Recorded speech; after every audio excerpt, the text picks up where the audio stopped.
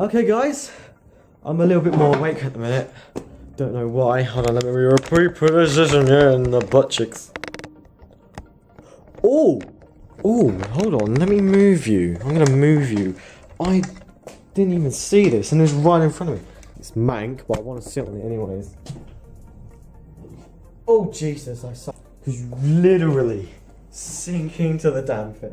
This. Before I start this vlog off, I did change the movie that I am giving a summary on, because I originally stated that I was doing 13, but I changed it because of lack of access. So I did Nebraska instead, and I'm actually quite glad that I did make this change because I loved this movie. This movie was very powerful, and it mainly focused on the story and the characters rather than making the audience worry about the camera placement too much, that it can be quite overwhelming.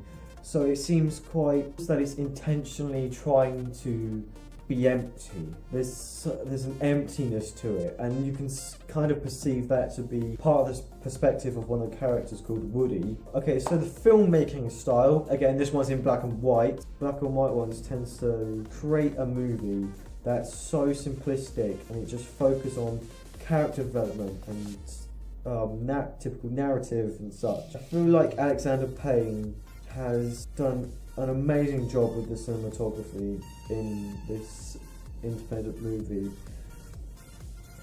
and I think what makes this movie independent from mainstream films is that some of the most powerful scenes are between the lines. I mean, to drive the narrative forward of mainstream films, you obviously have to have dialogue, and through that dialogue, information is given to the audience, so you begin to plot a timeline and you begin to develop an understanding of what's going on in the movie. But with Nebraska, that somehow occurs between the lines and the facial expressions. You can see the facial expression and you can interpret how powerful the looks are.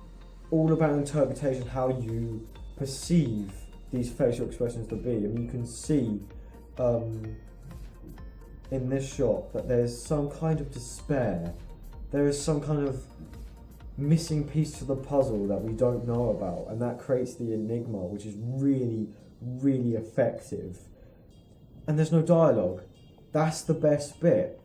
All the most powerful scenes in this movie has no dialogue. And that's what I love, because it's so simplistic, it's so overwhelmingly powerful, and you're given so little information. It's just, all you're given is an end goal, and you eventually reach it.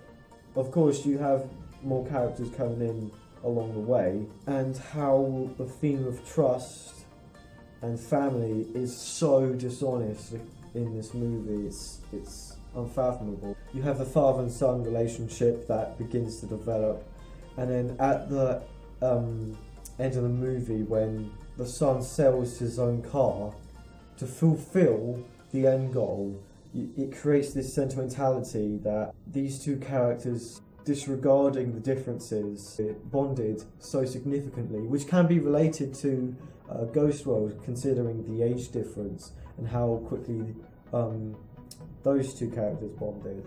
But of course, there's no sexual content.